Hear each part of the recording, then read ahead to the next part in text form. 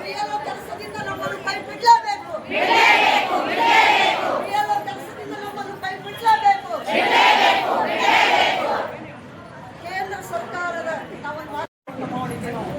ಅವಾಗ ನಮ್ಮ ರಾಜ್ಯದಿಂದ ಆಯ್ಕೆ ಆಗಿರುವಂತ ಕುಮಾರಸ್ವಾಮಿ ಅವರು ಹಾಗೂ ಶೋಭಾ ಕರಂದ್ಲಾಜೆ ಅವರು, ಪ್ರಹ್ಲಾದ್ ಜೋಶಿ ಅವರು, ವಿ ಸೋಮಣ್ಣನವರು ಅವರು ಅಲ್ಲೇ ಅಧಿವೇಶನದಲ್ಲೇ ಪಾಲ್ಗೊಂಡಿದ್ರು.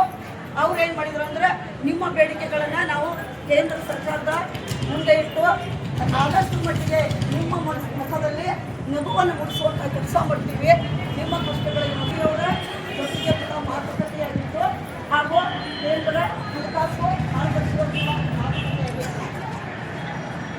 ಆದರೆ ಮಾಡಿದ್ದೇನೆ, ನಾವು ಹೇಳಿದ್ದೇನೋ ಅವ್ರು ಮಾಡಿದ್ವಿ. ಮೊನ್ನೆ ತಾನೇ ಬಜೆಟ್ ಮಂಡನೆ ಕೇಂದ್ರ ಸರ್ಕಾರ ಉಳಿದಂಗೆಲ್ಲರೂ ಮಾಡಿದೆ. ಆದರೆ ನಮ್ಮ ಕಾರ್ಮಿಕರ ಹಾಗೂ ಅಂಗನವಾಡಿ ನೌಕರರ ಹಾಗೂ ಅಕ್ಷರ ದಾಸೋಹ ನೌಕರರ ಯಾವುದೇ ಹೆಸರನ್ನು ಎತ್ತಿಲ್ಲ. ಪ್ರತಿ ಸಲ ಕೊಡುವಂತೆ 60% ಅನುದಾನವನ್ನು ಕೇಂದ್ರ ರಾಜ್ಯಕ್ಕೆ ಕೊಡಬೇಕಾಗ್ತದೆ. ಆ ಅನುದಾನವನ್ನು ಕೂಡ ಕಡಿತಗೊಳಿಸಲಾಗಿದೆ. ಎಲ್ಲ ಇಲಾಖೆಗಳಿಗೆ ಇಂದಿಷ್ಟು ಹಣವನ್ನು ಎತ್ತಿರ್ತೀವಿ ಅಂತಂದು ಬಜೆಟ್ ಮಂಡನೆಯಲ್ಲೇ ಬಂತು. ಆದರೆ ಮಹಿಳಾ ಮತ್ತು ಮಕ್ಕಳ ಕಲ್ಯಾಣ ಇಲಾಖೆಗೆ ಯಾವುದೇ 1 ರೂಪಾಯಿಯನ್ನು ಕೇಂದ್ರ ಸರ್ಕಾರ ಎತ್ತಿಟ್ಟಿಲ್ಲ. ನಮ್ಮನ್ನ ಕೊಕ್ಕಟೆಯಾಗಿ ನುಡಿಸ್ಕೊತಾ ಇದ್ದಾವೆ. 50 ವರ್ಷಗಳ ಕಾಲ ಸಂಧಿಸ್ತಾ ಬಂತು. ದೊಡ್ಡದಾಗಿ ICDS 50 ವರ್ಷದ ಉತ್ಸವವನ್ನು ಮಾಡಿದರು. ಕಾರ್ಮಿಕರಲ್ಲೆಲ್ಲರೂ ಉಪವಾಸಿಟ್ಟ ಅವ್ರು ಉತ್ಸವ ಮಾಡಿದರು. ಇದರಲ್ಲಿ ಏನು ಬಂತು? ಖಾಲಿ ಹೊಟ್ಟೆಲೆ ನಾವು ಸಾಯ್ಬೇಕು, ಅವರೆಲ್ಲ ಉತ್ಸವ ಮಾಡ್ತಾರೆ. ಮೋದಿಜಿ ಅವ್ರು ಹೇಳ್ತಾರೆ, ಬೇಟಿ ಪಡಾವ್ ಬೇಟಿ ಬಚಾವ್. ಎಲ್ಲ ಬೇಟಿಯಾರು ಉಪವಾಸ ಸಾಯಕತ್ಯಾರ. ಈ ಕಡೆ ಲಕ್ಷಣೇ ಇಲ್ಲ. ಯಾವ ಬೇಟಿ ನುಡಿಸ್ತಾರೋ, ಯಾವ ಬೇಟಿ ಓದಿಸ್ತಾರೋ. ಕಾರ್ಮಿಕರ ಮಕ್ಕಳಲ್ಲ, ನಮ್ಮ ಮಕ್ಕಳನ್ನ ಓದಿಸ್ಬೇಕು. ಈಗ ನಮ್ಗೆ 2002 ಇಸ್ವಿಯಲ್ಲಿ ನಮ್ಮ ಬಿಸಿ ಊಟದ ಸಿಬ್ಬಂದಿಯನ್ನು ತಗೊಂಡವ್ರು ಯಾರ? ಕೇಂದ್ರ ಸರ್ಕಾರದವರೇ ತಗೊಂಡರು. 1ರಿಂದ 5ನೇ ತರಗತಿವರೆಗೂ ಕೇಂದ್ರ ಸರ್ಕಾರ ನಮಗೆ ಬಿಸಿ ಊಟ ಕೊಡ್ತೈತಿ. ಈಗ 6ರಿಂದ 10ನೇ ತರಗತಿವರೆಗೆ ರಾಜ್ಯ ಸರ್ಕಾರ ಕೊಡ್ತೈತಿ. ಕೇಂದ್ರ ಸರ್ಕಾರದವರ ಈಗ ನಾವು 2002 ಹಿಡ್ಕೊಂಡ 2026 ಬಂದು ಸುಧಾಕ 1 ರೂಪಾಯಿ ಕೂಡ ನಮ್ಗೆ ಏರಿಸಿಲ್ಲ. 1 ರೂಪಾಯಿ ವೇತನ ಕೂಡ ಕೊಟ್ಟಿಲ್ಲ. ನಾವು ಕೇವಲ 600 ರೂಪಾಯಿದಾಗ ಮಾತ್ರ ನಾವು ಈಗ ಬಿಸಿ ಊಟದವ್ರು ಕೆಲಸ ಮಾಡ್ತೀವಿ. ನಾವು ಕೇಂದ್ರ ಸರ್ಕಾರ ಕೇವಲ 600 ರೂಪಾಯಿ ಕೆಲಸ ಮಾಡ್ತೀವಿ. ಇನ್ನೂ ಕಡಿತ ಮಾಡ್ಕೊಂಡು ಬಂದಾರ. ಖರೆ ನಮ್ಗೆ 1 ರೂಪಾಯಿ ಕೂಡ ಕೇಂದ್ರ ಸರ್ಕಾರ ಏನು ವೇತನ ಹೆಚ್ಚು ಮಾಡಿಲ್ಲ. ನಾವು ಚುನಾವಣೆ ಸಂದರ್ಭದಾಗ ನಾವು ಅಡುಗೆ ಮಾಡಕ್ಕೆ ಬೇಕು.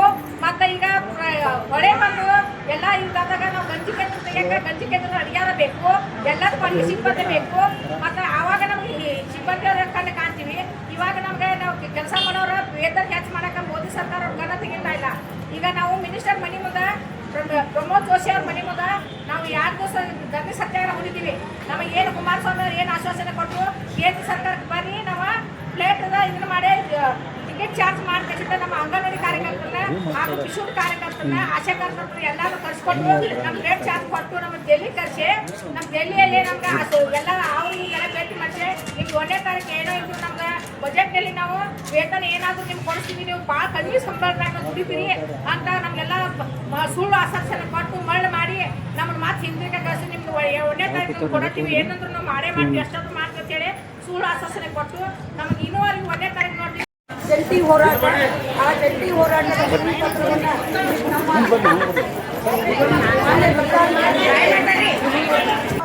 ಮನವಿಯನ್ನು ಜಿಲ್ಲಾಧಿಕಾರಿಗಳಿಗೆ ನಾವು ಈಗ ಕೊಡ್ತಾ ಇದ್ದೇವೆ. ಎಲ್ಲರ ಸಹಕಾರದಲ್ಲಿ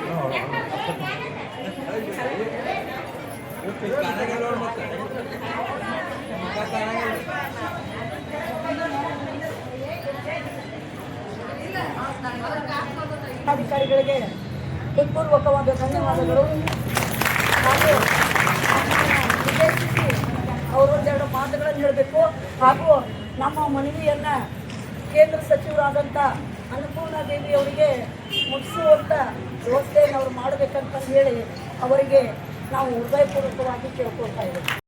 ಮುಖಾಂತರ ನಮ್ಮ ಬೇಡಿಕೆ ಮನವರಿಕೆ ಮಾಡಲು ಸಿದ್ಧರಿದ್ದೇವೆ ಅಂತ ಹೇಳಿದ್ದಾರೆ.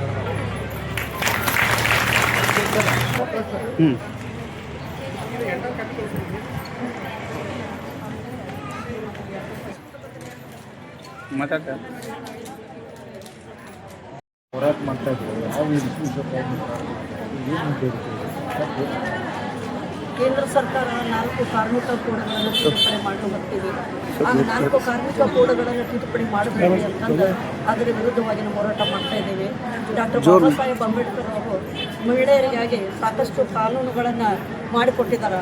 ಆ ಕಾನೂನುಗಳನ್ನು ಉಪಯೋಗ ಮಾಡ್ಕೊಳ್ಳೋಕೆ ನಮ್ಮ ಕೇಂದ್ರ ಸರ್ಕಾರ ಬಿಡ್ತಾ ಇಲ್ಲ. ಅದರ ವಿರುದ್ಧವಾಗಿ ನಮ್ಮ ಹೋರಾಟ 2014ರಿಂದ ಇಲ್ಲಿಯವರೆಗೆ ನಾವು ದುಡಿತಕ್ಕಂಥ ಅಕ್ಷರದಾಸೋಹ ನೌಕರರಾಗಲಿ, ಅಂಗನವಾಡಿ ನೌಕರರಾಗಲಿ ಯಾರಿಗೂ 1 ಪೈಸಾ ಕೂಡ ಗೌರವಧನವನ್ನು ಹೆಚ್ಚು ಮಾಡಿಲ್ಲ. ನಾವು ಮೊನ್ನೆ ತಾನೇ 2 ದಿನ 48 ಗಂಟೆಗಳ ಕಾಲ ಅಹೋರಾತ್ರಿ ಹೋರಾಟ ಮಾಡಿದಾಗ ಕೇಂದ್ರ ಸಚಿವರು ಹಾಗೂ ನಮ್ಮ ರಾಜ್ಯದಿಂದ ಆಯ್ಕೆಯಾದಂಥ ಕುಮಾರಸ್ವಾಮಿಯವರ ನೇತೃತ್ವದಲ್ಲಿ ನಮ್ಮ 10 ಮಂದಿಯ ನಿಯೋಗವನ್ನು ಫ್ಲೈಟ್ ಟಿಕೆಟ್ ತಾವೇ ಮಾಡಿ ಕರೆದುಕೊಂಡು ಹೋಗಿ ಅಲ್ಲಿ ನಮ್ಮ ಇಲಾಖಾ ಕಾರ್ಯದರ್ಶಿಗಳ ಹತ್ರ ಹಾಗೂ ನಮ್ಮ ಇಲಾಖಾ ಸಚಿವರ ಹತ್ರ ಮಾತಾಡಿಸಿದ್ರು. ಅವರು ಕೂಡ ನಮಗೆ ಭರವಸೆ ನೀಡಿದರು. ಇನ್ನು ಮುಂದೆ ಹಿಂದೆ ಏನಾಯಿತು ಆಯಿತು, ಇನ್ನು ಮುಂದೆ ನಾವು ನಿಮ್ಮನ್ನು ಕಡೆಗಣಿಸೋದಿಲ್ಲ, ಯಾವುದೇ ಕಾರಣಕ್ಕೂ ನಿಮ್ಮನ್ನು ನಾವು ಕೈ ಬಿಡೋದಿಲ್ಲ. ಬಜೆಟ್ನಲ್ಲಿ ನಿಮ್ಮ ಮುಖದಲ್ಲಿ ನಗುವನ್ನು ನೋಡುವಂಥ ಕೆಲಸ ನಾವು ಮಾಡ್ತೀವಿ, ನೀವೆಲ್ಲರೂ ನಮಗೆ ಬೇಕು, ನಿಮ್ಮ ಗೌರವನ ಹೆಚ್ಚು ಮಾಡ್ತೀವಿ ಅನ್ನೋ ಭರವಸೆಯನ್ನು ಕೊಟ್ಟರು. ಆದರೆ ಮೊನ್ನೆ ನಾವೆಲ್ಲರೂ ಕಣ್ಣಿಟ್ಟು ನೋಡಿದರೂ ಕೂಡ ಮೊನ್ನೆ ಕೇಂದ್ರ ಬಜೆಟ್ನಲ್ಲಿ ಯಾವುದೇ ಕೂಡ 1 ರೂಪಾಯಿ ಗೌರವಧನವನ್ನು ನಮ್ಮ ಕಾರ್ಮಿಕರಿಗೆ ಹೆಚ್ಚು ಮಾಡಲಿಲ್ಲ. ಇದೇ ರೀತಿ ಸುಳ್ಳುಗಳನ್ನು ಹೇಳ್ತಾ ನಾವು ಬರ್ತಾ ಇದ್ದೀವಿ. ನಮ್ಮ ಇಲಾಖೆಯಲ್ಲಿ ಈಗಾಗಲೇ ಅವರು ಕೇಂದ್ರ ಸರ್ಕಾರ ನಿಯೋಜನೆ ಮಾಡಿದಂಥ 2 ಯೋಜನೆಗಳಿದ್ದಾವೆ. ಒಂದು ಪೋಷಣ್ ಟ್ರ್ಯಾಕರ್ ಹಾಗೂ ಒಂದು ಮಾತೃವಂದನಾ ಕಾರ್ಯಕ್ರಮ. ಇವುಗಳಿಂದ ನಮಗೆ ತೊಂದರೆ ಕೂಡ ತುಂಬ ಆಗಿದೆ. ಆದರೆ ನಾವು ಕೇಂದ್ರ ಸರ್ಕಾರ ಹೆಚ್ಚುವರಿ ಗೌರವವನ್ನು ಕೊಡ್ತೈತಿ, ಅದಕ್ಕಾಗಿ ನಾವು ಈ ಕೆಲಸ ಮಾಡಬೇಕಂತ ತಿಳ್ಕೊಂಡು ಇಲ್ಲಿವರೆಗೂ ಮಾಡ್ಕೊಂಡು ಬರ್ತಾ ಇದ್ದೀವಿ.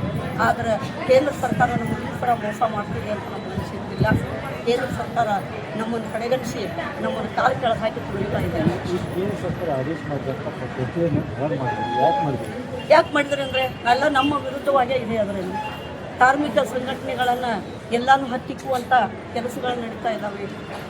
ಎಲ್ಲರಿಗೂ ಎಂತೆಂಥವ್ರಿಗೆಲ್ಲ ಏನೇನೋ ಅಮೌಂಟ್ಗಳನ್ನು ಹಣಕಾಸನ್ನು ಎತ್ತಿಟ್ಟು, ಆದರೆ 60% ನಮ್ಮ ರಾಜ್ಯ ಸರ್ಕಾರಕ್ಕೆ ಅವ್ರು ಕೊಡಬೇಕಾದ ಅನುದಾನವನ್ನು ಕೂಡ ಕಡಿತಗೊಳಿಸಿದ್ದಾರೆ.